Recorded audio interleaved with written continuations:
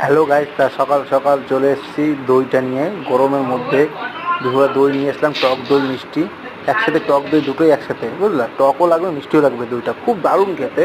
তা এখন বাটি রেখেছি, তিনটে ভাগ করব।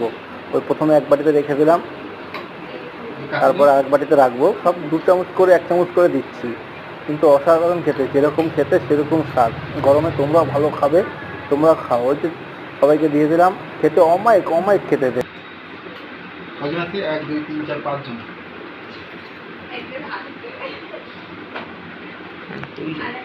বুঝছেন হারি আর আপনি না একটা আম খাবো না, হ্যাঁ আম খাবো না, চলো পরে খাবো, কেবল বৃষ্টি হলে। তোমার তাহলে এখানে তুই আপনি নিস কে দে এটা খায় অন্তত তাই এখন ভাগ করে নিচ্ছি, এখন খাবো।